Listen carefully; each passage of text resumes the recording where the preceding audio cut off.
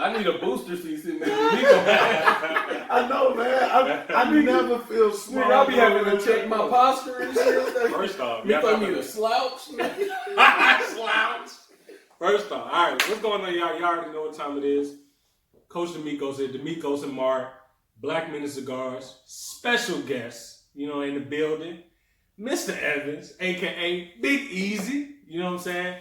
Big Easy has a great following on Facebook, and he's a very interesting man, which y'all about to learn about today. Military vet, you know what I'm saying? People call me Mister. You got the I ain't trying to give him. Just let him breathe. You got the song. I know this your show. He got gray hair. I got to finish because I gave him Mister. He got gray hair everywhere. I got him Mister. Like the color purple. Okay. Mister. Okay, we're going to see. It's going to be 2 on 1 the whole episode. He just laid on top of me and did this.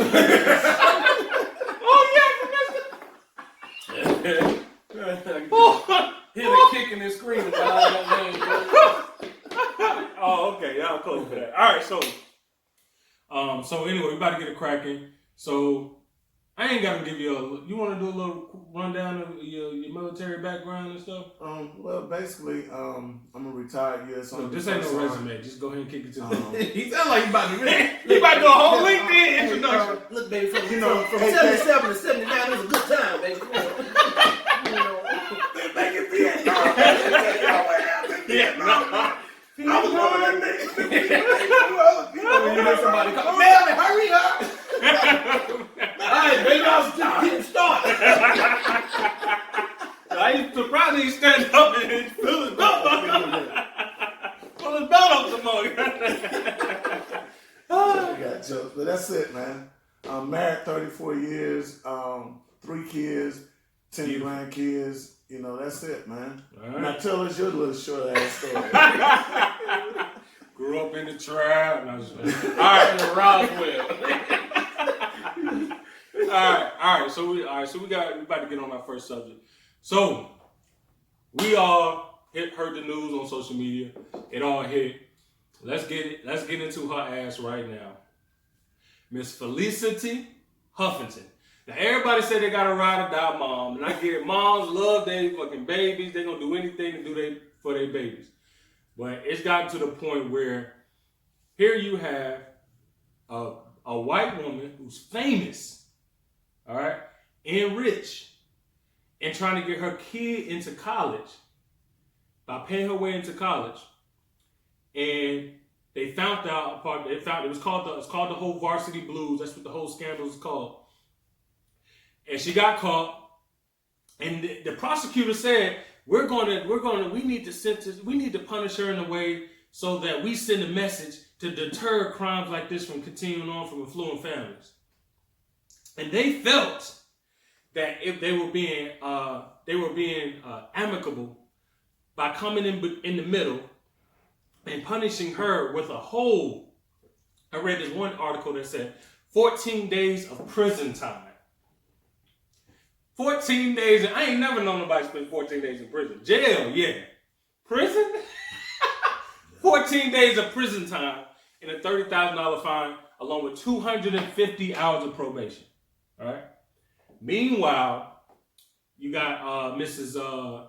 Last name Madison, forgot her first name, black woman, who had to serve 5-year prison sentence for voting illegally. Meaning she went to the ballot and she voted. She was a convicted felon. She got out. She enrolled in school. Was turning her whole life around, and she went and voted. And because she went and voted, she didn't know in her state you can't vote if you're a convicted felon.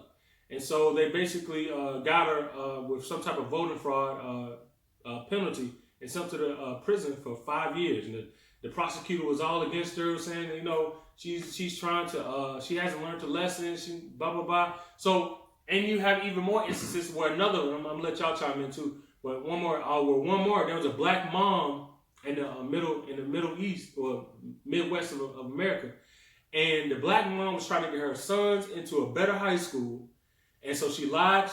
She put a fake address that she didn't live on the application, so her kids can go to a better high school because the high schools they were in were failing.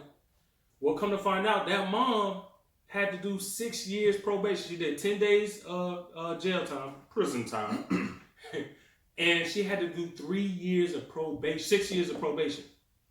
So, what do y'all think about that? What do y'all think when people tell y'all that, oh, there's no such thing as privilege, the system ain't that bad, you gotta, Black folks don't believe ain't no such thing as privilege.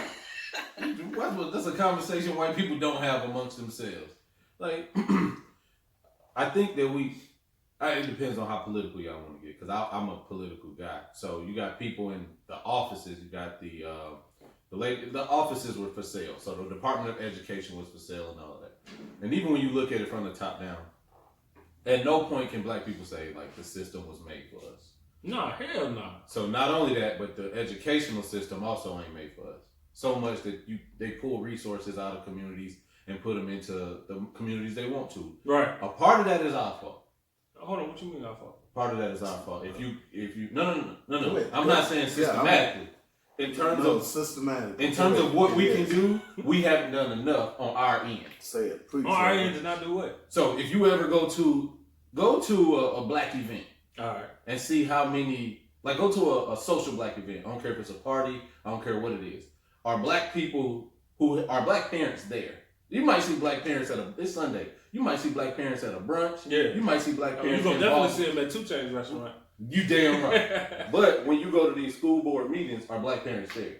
Are they ever asked? Because they outraged about the grades they get. They outraged about your kid being put in special ed. Are you outraged? Are you really that outraged where you showing up at the meetings at your school, at the town halls, at the board meetings to say, this is what we have? It always comes back to a black agenda. That's our portion of it. And Mark, I'm going to take the Frederick Douglass on you, right? With the beard. What did I know you were Ironic. But let's look at that, though. Here's the problem, right? As soon as a white person get off by their justice system, because it's their justice system. Yeah, you're right. Right? So when they get off by their justice system, the first thing we do as black folks, we'll turn around and say, oh, the system's not fair. The system is going against us. We had the opportunity in the 50s and 60s when they had us segregated, and don't laugh because I was born in the 60s, but we had that opportunity at that time where we were segregated. Right. I went home 2 weeks ago, and the part of the north side of Wilmington, North Carolina, was considered the black section of Wilmington. The Bailey Theater, Hubert Harris Barbershop, all these places was in the black community, but they had black leadership in that community. Okay, yeah, our schools got secondhand books, but then out of those schools came great people, came doctors and lawyers, black doctors, black lawyers.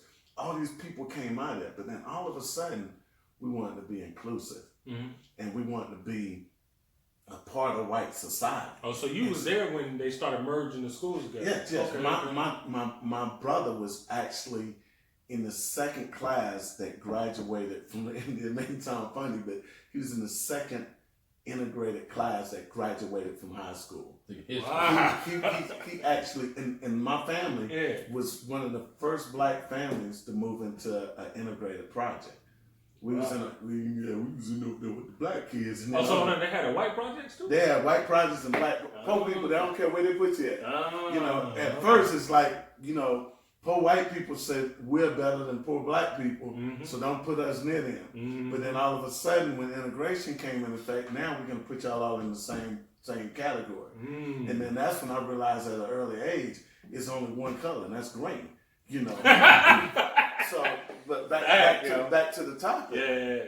So now we're upset because all of a sudden we feel we're not getting justice. But it goes back to what Mark said. What are we doing prior to somebody getting beat up by the cops? What are we doing prior to somebody getting a sentence that doesn't make sense? Are we going down here? Are we teaching our kids? It's like, okay, look, if you go to law school, if you become a lawyer, now you can become a judge. If you get into political science in college, you can become a community representative. If you go down here and start volunteering little small things, like they have little groups in like I live up in Gwinnett County. Yeah. So I'm in like a neighborhood group where we don't really know about, but it's there where they actually have emails going around about political issues that's coming up. And so I just chime in every now and then so I can get my name out there. Yeah. So when you get your name out there, now you can, like they talk about the rapper dude. 6ix9ine? No, the one who in the know NFL. Jay-Z. Oh, yeah. He got a seat at the table. Oh, yeah. So until we get a seat at the table, we ain't gonna have a voice. Right. So just like what you're saying is, we can't keep complaining because somebody got a bad prison sentence and because somebody got off until we start raising our kids. It's like, okay, let's not Being more accountable. let's not throw more fuel on the fire. Let's pour some water on there. Yeah. But start teaching our kids that we need to, because right now, what's going on now, we can't fix this today, but we can start working on tomorrow and start raising our kids that hey, we need to start working at getting a seat at the table, because now in this new generation, they slowly but surely let them get into these. Like when I was in school, the chances of somebody being the school president of the student council, which I was a part of, you don't see it. What, somebody black being a part of the student council. Okay. And just like Mark said, if your parents tell you, come on. I mean, you are kind of light skinned, so even back then, you was probably a little bit more light Wait, skinned. hold on. Time out, stop. Light skin don't start with lighter than you. Light skin is literally a paper bag. You just want it to be anybody lighter than you, light skin. But I say, expanding on what I was saying first, it is a 2, 3, 4. It's layers to this. So when we talk to black folks, it always starts with us. Yeah. We always gotta say, all right, this is what we do. Is the system outrageous? Hell yeah. But we cannot get online and complain about these things, and we that haven't invested in them in our own life and encourage other people to invest in them. The system is fucked up. We need to try to do as much as we can to hold people accountable. But as we see time and time again, when you see these white kids that's raping women, they getting probation and slap on the wrist because they're perceived to have more value, and if they in jail, it takes away from what they could be. We never get that leniency. Can't get that on a speeding ticket because we are inherently bad people perceptionally when you talk about from the outside. So what y'all saying is, and I'm glad y'all taking this position, is that we can't sit here and be dependent upon sympathy to win some type of sympathy in order for the judicial system to start caring about the differences in sentencing when it comes to black people. They don't care about our tears. Right. Because that's what we got. Well, no matter how much we texting and typing, if we ain't doing nothing, if we never show up to no office, if we never engage in the political process that this is, because that's exactly what it is, whether it's when you go to DeKalb County School Board or Fulton County School Board or Gwinnett County, them people don't look like us. So what they're trying to do is protect their group. Right. So that is why if you live on one part of DeKalb, they don't want you in this part of DeKalb going to school. Or they don't want you in this school district. And it gets, Atlanta's big. When you in them small sections and it's only 2 high schools, them white folks don't want the black folks going to their high school. It's zoned specifically so that won't happen. And your money has to reflect what our community and value. But the sad thing about it, though, Mark, a lot of these school board members run every year unopposed. Yep. Oh, yeah. Unopposed. Yeah. A lot of people don't realize that. I was thinking about running just because I know, and I'm not joking. This was like a momentary thought. Yeah. I probably get. I would order for you. I mean, you got to, once you see a black name on there, you be like, oh, well, most people Mark, just checking. Your name is Mark Todd. So most people checking the box. Right. Yeah. So it's really, they don't, at this level, they don't know who's going for the school and like he said, they unchallenged. Yeah, unchallenged. When you go down and vote, you look and you be like, okay, I only got one choice. Yeah, it's not even a Democrat, right? If you want to, that's a fact. It's no Democrats running. It's no independents running.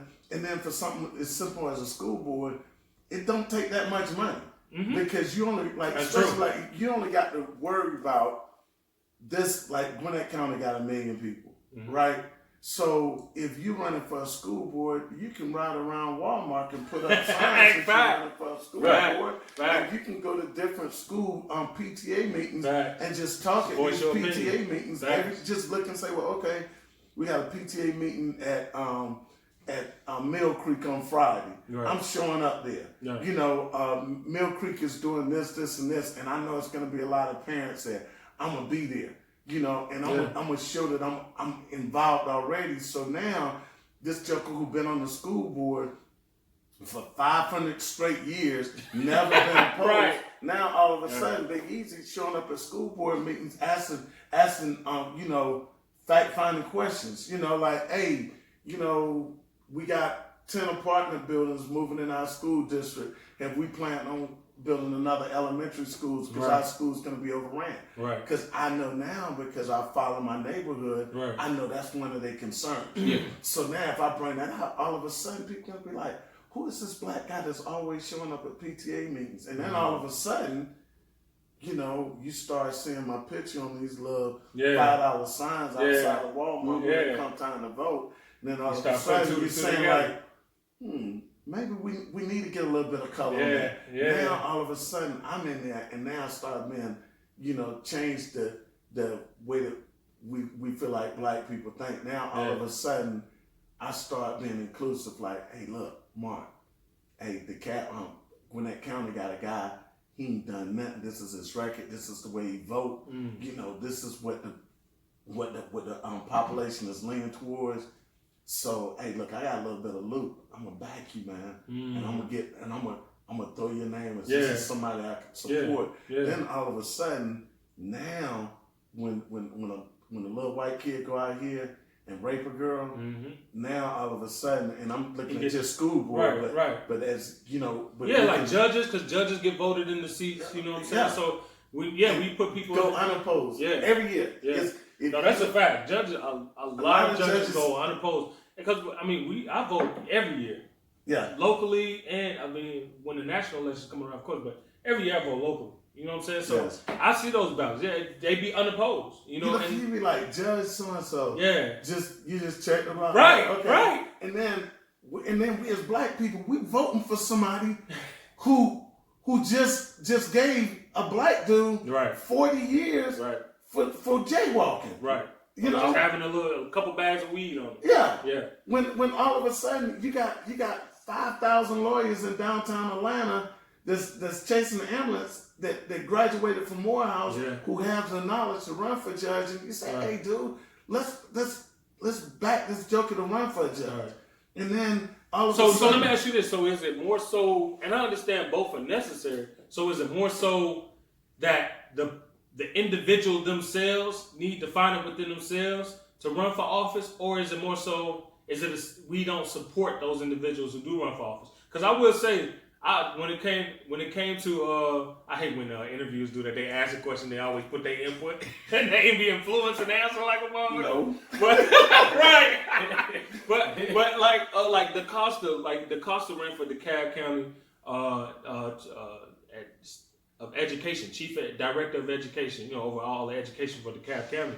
And me knowing his background, knowing how passionate he is, knowing his pedigree and everything, I thought he'd make a great candidate. The person that was in seat, I didn't really see that much changes in DeKalb County when it came to the production of the kids, you know, the development of the kids, you know, just and doing work in the judicial system and stuff. Like I saw, it was a lot of lack of care and a lack of being in touch, but I knew that DeCosta was in touch. So I went and campaigned with him. I spent $0 campaigning with him. You know, I didn't have to donate no money. I went with him, met him. He had a whole bunch of signs. It was me and like 6 guys. 3 of them was his mentees.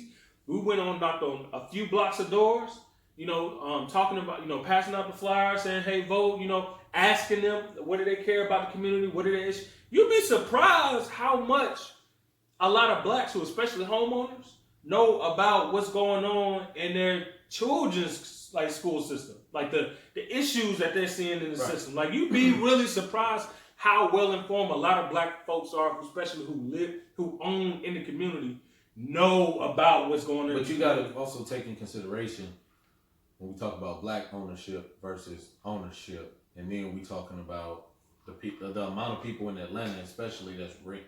Yeah. So it's cool that you got black owners, but in those neighborhoods, black ownership may be high. Right. As a whole, black ownership isn't. Right. So you're saying even though people rent, they might not care because they just rent there. Right. Versus people who own. Just like how much are you really invested? How much is most people invested in things that have nothing to do with them? Nah. So even if you're a homeowner, if you ain't got nothing but a dog, you care more about the parks being built in your community than you care about the education of your community. Yeah. And that's just how some communities are. And we need to stop. We need to be more inclusive where whatever matters to me as a father should matter to you because we trying to lift up the community. Right. If not, we know what's happening. At the end of the day, it's going to affect me anyway. Because how you raise your son, he going to interact with my daughters or my cousins or my nieces. So it's all reciprocal either way. It's just that, when you're not invested in anything such as home ownership or anything like that, or business or anything like that, when you're not invested, you don't really care that much because you're not attached. When you get attached and you get invested in stuff, you start caring a lot more. You know what I'm saying? And that goes back to what I was saying earlier. Yeah. The only time that we care, the only time we want to cry foul is after the fact, after the house is already burned. Facts, bro. That's right. Nobody cared about that. People been paying for kids to go to school forever. Since the 60s. Forever. Yeah. Well, my question was, why is this a thing? Like, why do we care? And this just to be respectful about it. Should we care? Yes. Should we care that it's now a celebrity case? No. Yeah. This is one of those things that was. I thought that's why you became a celebrity, so you could buy shit that normal people couldn't. We know it ain't. That's true, actually. And if the thing is, this lady got a slap on the wrist. She wouldn't have received any. If it wasn't a public thing, she wouldn't have received no type of jail time or nothing. They did this as a slap on the wrist to say, all right, shut up. It's just like similar to like when you see NFL thing, like, damn, this thing got out. Now I gotta suspend you. Now I gotta have these ramifications. But so I'm glad y'all. So basically, we getting on the point basis, and I'm glad y'all really took this route. I'm kind of a little surprised, but I'm glad. Not surprised. It was unexpected. I didn't expect for it to take this route of and I love it because y'all are representing a consensus of growing black minds out there that are getting tired of this. Go pick it. Yeah, woe is me. Go pick it. Go march. Those things are necessary too, but it's the growing black conscience is accountability, and doing what we can do best to control it in a way that produces a better outcome for us. And so taking responsibility, being adults. And by no means in saying what I say, am I absorbing the other side. I'm not saying it's black folks' fault completely. No. It's our fault in the terms of our complacency and how complicit we are to these things when the water's calm. Right. When it's calm, we should always be saving up and investing in ourselves. When we get into a point where the storm comes, now we fully prepared to take it on because we saying, well, what we gonna do? Well, we got black lawyers that we support. We got black people that aspire to be judges. We got black people that aspire to do these things. Now we can complain about the system not letting us in and not allowing us to grow and gather opportunities in these positions because we as a group have supported this. Not like, forget what white people doing, this all on us. No, it's a two-part thing, but we already understand that white people ain't been listening to us. So we got to gather in a way that we say, all right, we support each other. So now let's get to the next part. And Miko, the thing that we forget, and I tell a lot of people this, that they miss the point. Black people is being represented by in between 5 and 1% of our black community represents us to the outside world. Yeah. Because think about it. Somebody in South Dakota, the only thing they see about black people is what the rap community gives us. Yeah. What the media gives us. That's the only thing they see. They don't see people like professional guys like us. They don't see all the brothers that's working downtown that's going to work in $1,000 suits and $500 shoes and driving $70,000 cars. Right. They don't realize that that the black man is not a dying breed. Mm-hmm. The professional black man is not a dying breed. Mm-hmm. That is black doctors, it's black lawyers, it's black professionals. There's more black people out there that's making six figures than it is in the NFL. Mm-hmm. You know, facts. Facts. I mean, it's brothers out there that's living in $1 million houses, facts. And people don't even realize that they never cared a football in their life. Yeah. You know. Well, like you said, it's because I remember when I was Ubering one time and I talked to this older white dude. He's like, he didn't meet his first black person until he went to college. Right. He moved off somewhere. Yeah. And it's still like that today. Yeah. Like there are white isolated communities that have never had a physical interaction with a black person. And if some even did, it might have been the black person that worked at the store. It might, like, it's a really small sample sizes, but the actualities of what they believe a black person to be, it's just like how we believe a lot of Middle Easterns or Asians to be if we have few interactions. It's based off what we see on TV. It's based off what we see on YouTube, and it's not those entities' fault. We just got to keep in perspective as blacks and black professional men that it's not that they hate us. This is what they've been pushed. No, it is. I will say this. Fuck that. I remember I was in Cali and I was talking to this Hispanic lady and we was having a conversation. And she was saying to me, well, you know, we literally get told, like it was an Asian lady. So I was about. She was like, when we got a Mexican and Asian. Well, it was a few different dialogues that I've had because a lot of Hispanics there get treated like us, and it just depends when you start talking about people that come directly from Mexico. But they're born to haters. They breeded the haters. So but this is the Asian lady was saying. We don't get a perspective about y'all that don't come from the media. Right. So but when we come to America and if we want to be citizens, they literally give us a warning about us. Right. They being the people in the communities. No, when you get here, there's no border patrol officer. No. But it is.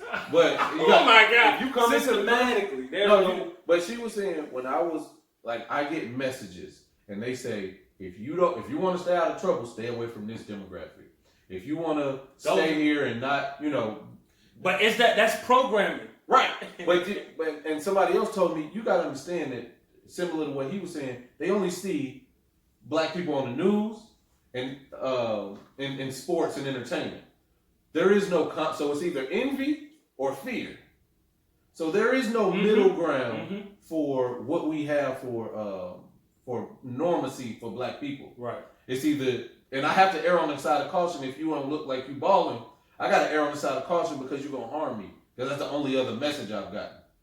So as black people, if we got the whole, and then we got like black people who immediately leave the hood. That's a point of confliction for me, where you leave your community. Right. So at the end of the day, though, it is all programming. At the end of the day, it's all programming. And you go all the way back to Thomas Bacon Rebellion. It's all programming at the end of the day. No one is born to hate anybody. No, they have to pour that into you.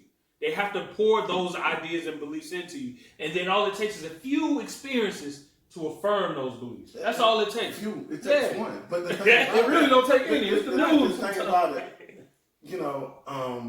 when I was deployed one time, I had because a unit I took over, they had racial problems. And then they bring a black leader in there. And then the first thing the black said, oh, we good now. We got a black first sergeant, so things going to change. So what I did, I took a group of people, black, white, Hispanic, and everything. And believe it or not, one thing that black people don't want to face, Hispanics hate us more than white people do. It's just the power. That's the difference. Hispanics hate black people. Hold on. You say Hispanic like Mexico Hispanics or Spain Hispanics? No, Mexicans. If you ask if Mexicans breed they people just like he said. Do not hang around with black people because if you hang around with black people, one, they feel like we beneath them, and I don't know how you get that mindset. Well, it's easy. You're fighting not to be at the bottom. Exactly. Right. So they look and say, well, black people is beneath us, and black people is the scum of the earth. And I caught one dude. I was like, dude, he was a Mexican dude, and he was talking down to me. I was like, bro, really? Yeah, we come with the same experience, bro. I said, dude, you're talking down to me. He was like, oh, no, my brother. And I was like, no, we're not brothers because you're talking down to me and you act like I didn't pick up on that you're talking down to me. And he was like, I just, and I was like, what it is, you look at me as a black man. You look at me as being violent and being ignorant. And I said, and we're none of those things. Facts. That's what society wants you to believe. Facts. We come from a line of kings and queens. Facts. You better preach. Kings and queens. You better preach.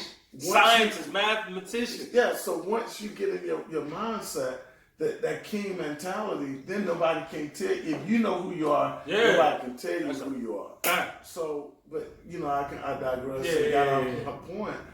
But what that's the Henny. What we gotta do? He just on coke. Straight coke, baby. I love that coke. but what we gotta look at is when I had this group, one of my white female soldiers said first on, I'm from Alabama, and she said I had 3 sisters, no brothers. She said, from the time I was old enough to walk and talk, my dad told me don't ever mess with a black man. And she said the reason why she told us, she said, because once you mess with a black man, their penises are so big that they just gonna ruin you and you'll never be able to be with a normal man again. No. And I was like, and I'm saying to myself, I couldn't say this to my soldier. I said, dummy, you actually dropping her to the black man. Right. And then he said, she's in the back of her head. She's like, I want to kind of not be able to walk. and then she said they teach them that black men, they're gonna get you pregnant and leave. Black men, they're gonna beat you, constantly beat you, And then you look and you say, well, okay, why are all these little white babies out there, not mixed babies, but why are these little white babies out there? It's more single parent white women than it is single parent black women. Facts. But the media want us to believe that all these black women is out there with fatherless children, but there's more white women out there than there's black women. And then the Hispanic community, don't even think about the Hispanic. The Hispanic community it's almost what's the word on that? Epidemic. I was going to say epidemic. It's okay. It's the coke. Still mess it up. But when they have because these jokers, they'll get Maria pregnant here in Mexico and say, okay, I'm leaving, going to the States. I'm going to send you money. And to send you money. And then they get over here and get that Western style good living. And they go out here and get them a big pickup truck and put some 22s on it. Then all of a sudden, they forgot about Maria in Mexico.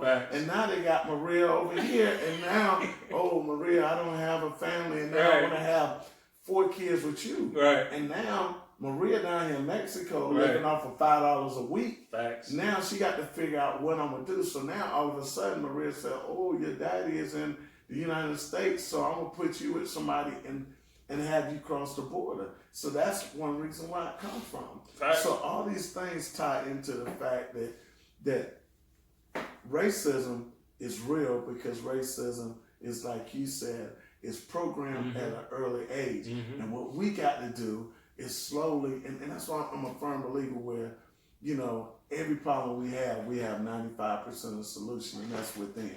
So that's a fact. Anytime we get the opportunity, give it up. Yeah. Who said that? David Banner said we often look. They got the same beard. He did. He said we often look out for the explanation, the answers to what we really have within, and that's why he believed the way he believed about God.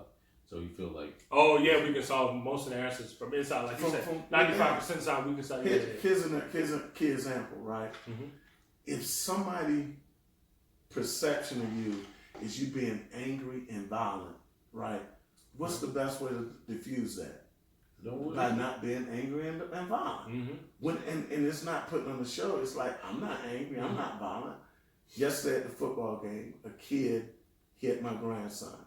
My grandson got up, threw his hands up, and walked to the sidelines. Smart. After the game, a parent gonna come up to my grandson and She said, "Oh, hey, I applaud you for that because if that had been my son and that guy did that to my son, oh, my son would have did this." And the son chiming in. First of all, this grown folks, but you shouldn't even be chiming in. Oh yeah, if he had did that to me, teasing, yeah, I would have punched him out. And then the mom said, yeah, and then I would have been on the field. And I said, listen, I said freedom. I said freedom is an MF.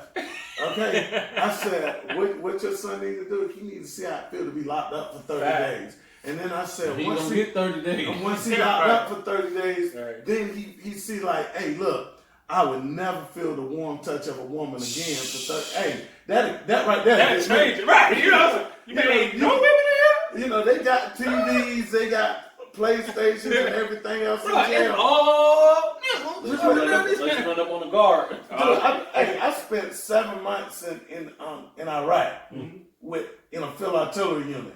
No women. Okay? No wonder your hands so tough. Hey, look at them, man. Calluses, bro.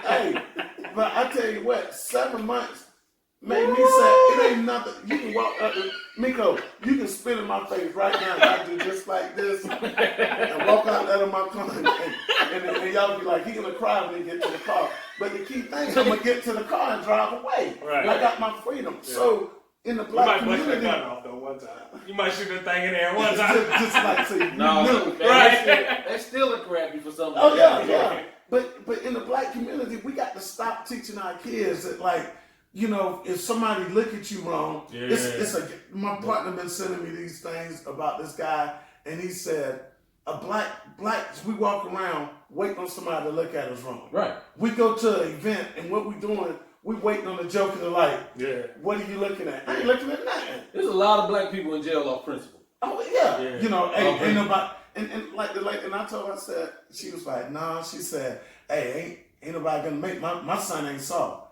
And then I said, I ain't soft either. And I said, and I got 5 grandsons, and none of my grandsons gonna be soft either. Right. I said, but none of on my watch, now one of my kids will ever go to jail again because with my son, I always taught him that you got to be the baddest dude on the block. And like we were saying earlier, one day you're going to have to prove you're the baddest man on the block. Kevin Gates, you're going to have to live that gangster stuff you're talking. But if you and we people don't want to bind it as being humble. If you humble, people is more apt to give to.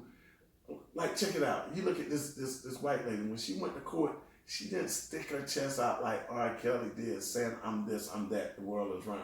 When she went to court, she kept her mouth shut and stayed humble. So now that 1 to 5% that's out there that's sticking their chest out, when Big Easy go to jail, Big Easy is already looked by the people who never seen a black man before. They're already looking and saying, well, hey, he's big, he black, and he's arrogant, so we got to get him off the street. Versus if I go in there like, Your Honor, you know, I really apologize for my actions, this and that. First thing he gonna say is, oh, he faking. But so we as a black community, we got to start, I think the key thing we got to start now, like I said, with this generation, we got a chance to change this. Stop telling your damn kids that, hey, if somebody push them back. You need to start telling your kids, hey, somebody push you, walk away. You don't need to be around them. Yeah.